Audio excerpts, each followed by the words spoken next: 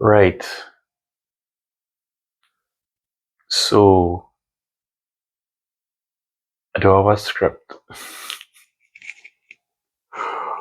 but I made an improvement on a number of things. Yeah, I move around my room a little bit so that now that I have um more couch over here, and now I have some lights. I think they're real bad.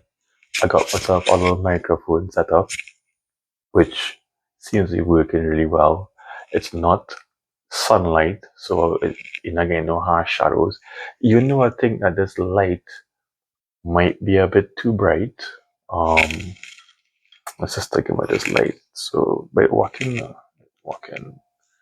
think I still need to test. What is our testing phase to in terms of testing the equipment first of all? And now that I'm sitting in my couch and not slouching, I could probably use my hands in a better manner and be a little bit more comfortable.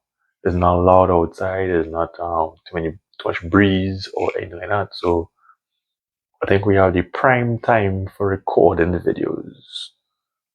Um, and then there's not me reviewing the stuff I did before, at least not yet. I think we just consider this testing. Testing the audio, testing the mic, testing the different aspects of presenting. Um, Still to fully structure out the last sets of things that we spoke about that we want to review and address going forward, which would help with presenting yourself in the world, how you present yourself to others, and how you can kind of dictate how they receive you, not just based on your mannerisms, how you speak, your cadence of speak, the things that you talk about, the words that you use, how you pronounce your words, how you become articulate, or how you articulate your ideas. Um, yeah, that's just in a nutshell where I would like to go or where I am going with the recording. I've been doing it for a long time now. I think um, just paying attention to my words, paying attention to how I speak, watching myself um, react and respond, and tapering how I do those things. I feel as though there has been a bit of improvement, a lot of improvement in how I interact and how I respond and how I react and stuff like that. But today, I don't like without a script. Uh, Freestyle it is pretty okay. But um, today or within the last couple of days, I've been wrestling with something in my mind. Right? It involved a really good friend of mine, and I felt as though my values or my morals, if my values, was under attack, under siege. I only recognize the attack or me being attacked or me changing the paradigm of my thoughts today when I witness myself rambling on and on and on for a number of hours. Actually, for the whole day, I've been kind of rambling on and on and on about what to do, what not to do, how you're feeling, things are not in control. You're not in control of, such as the other person and their reaction and what they're thinking and whatever, whatever, whatever.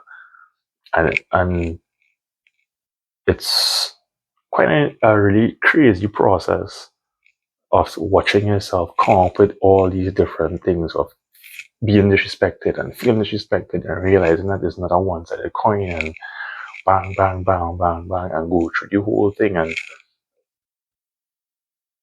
it's something I do all the fucking time now, overthink it, you know? That's why sometimes it's really, really, um,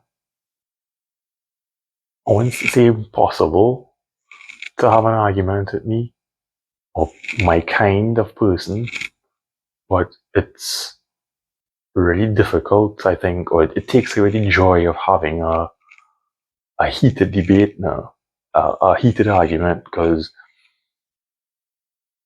I trying to look at all the angles, and in looking at all the angles of the argument, I realize that I am nullifying each side now. So every time I come up with an argument, or I come up with a debate, or come up with a debate point about yeah, then I also know that based on the rules of, I guess, existence, we know that, or we know the rules of existence. So even if you're having it this way and you're sure, and you're feeling your feelings and you're all in this, then you know the opposite is also true now. And my mind quite always goes to the opposite of every point I make.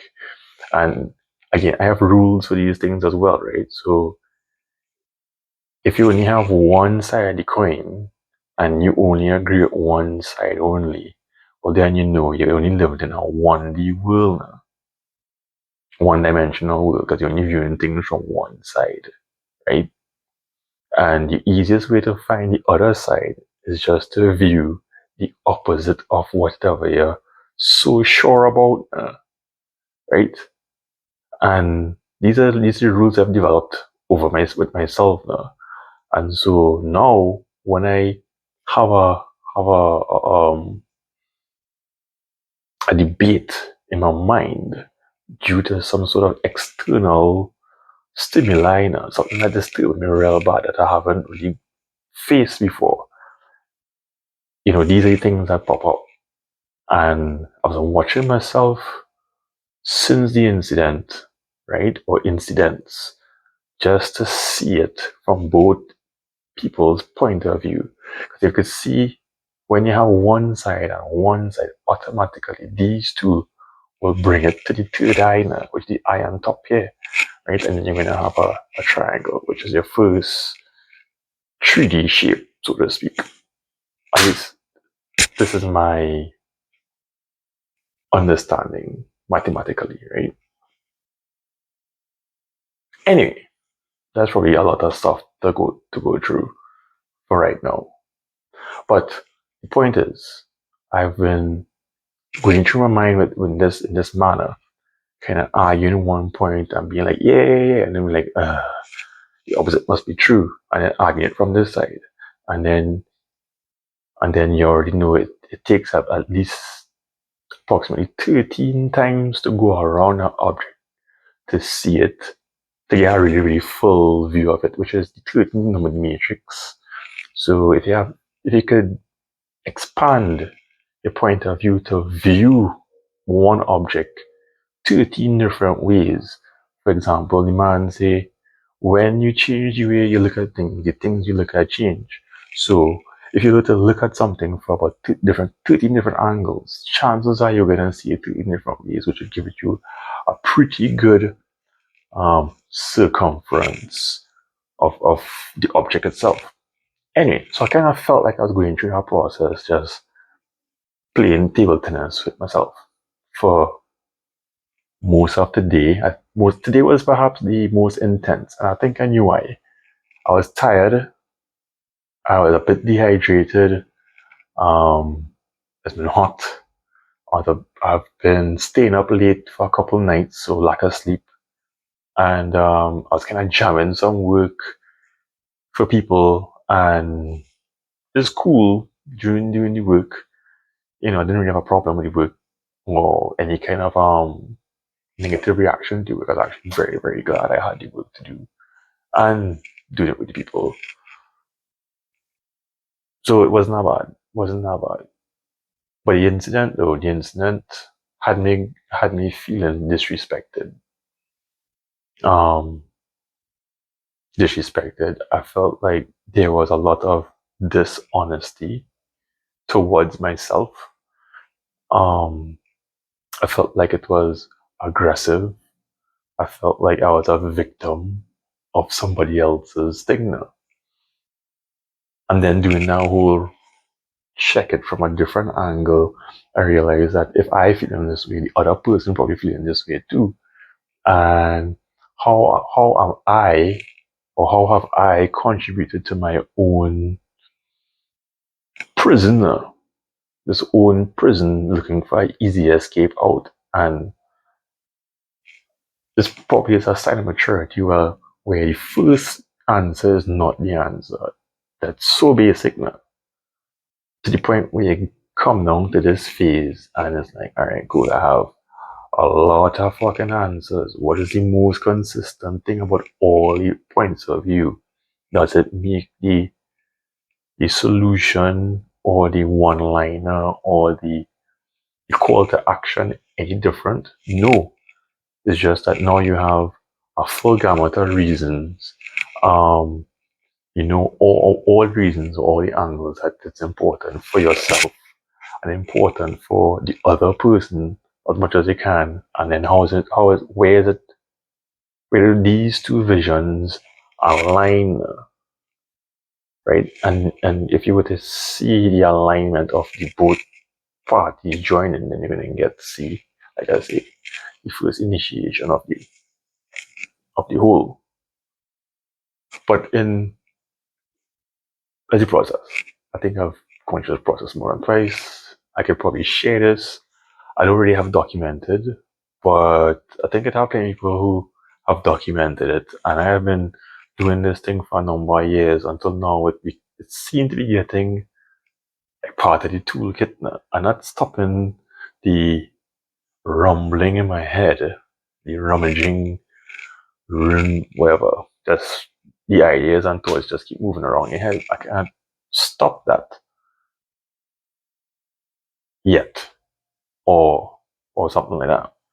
But what I can do thus far is, and I'm really proud of that. What I can do thus far is to pull out these tools that I have and look at this stuff and just take my time and go through it now. And not feel guilty for sitting down and going through the situation in your mind and walking through it and talking through it and doing some sort of activity to help your mind go through it to the end. Just stop doing what I'm doing and just start to attend to drawings and clean up my space and make sure it's kind of orderly. And you need to have a orderly space so you can have an orderly mind. So I was kind of preparing myself to create some order in my mind. And then I wrote something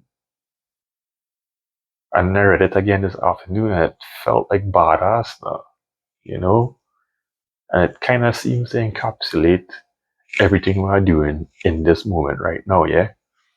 So that's kind of promote the whole lights thing, like a collecting lights and thing for a while, you know, and I felt like now is probably the best time to activate the tools, the different things, as well as practice reading practice again. But this time, I'm not reading somebody else's work and trying to interpret it.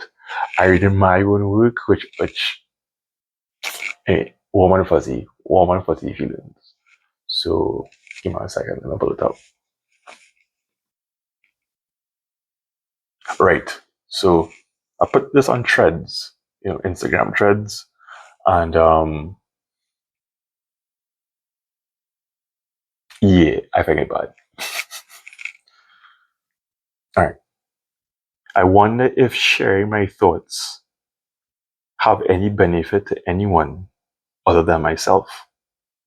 I wonder if wondering about my benefit to others are the thoughts of an overinflated ego.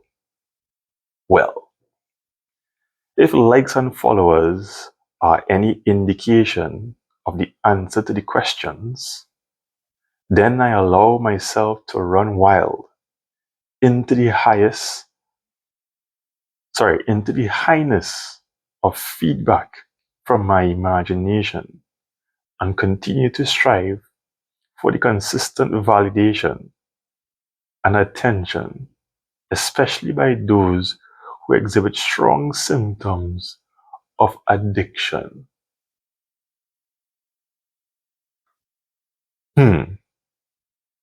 That's plenty to unpackage. However, witnessing the egotistical rants of my ego is like being a monk using Tai Chi to quell a hurricane. A delectable dance, to and fro, fraught with energy in motion, hilariously delicious, mentally vicious, addicted. I too exhibit strong symptoms. Hashtag mental health. Hashtag mental health awareness. So, the real question is, am I the only one observing and doing this? I'd really like to know who else. Please leave me a comment. I'm curious. Side note though, I wonder if no one reads this or replies, would this be similar to a tree falling in the woods?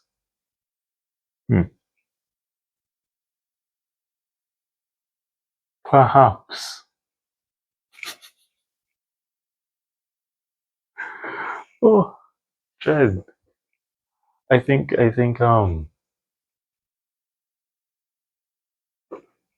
like reading my own thoughts though. It's fucking hilarious, Jed. It's fucking hilarious. It's like 60 minutes of just me speaking, Jed. And a bit of poetry or commentary about my thoughts for the day.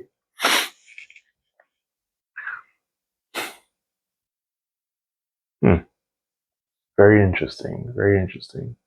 I want to review the thing, but I feel as though um I want to read this again. I want to read this again, and I want to get the reading practice down, especially if I talk with the camera. Okay, so I guess I need to stay focused.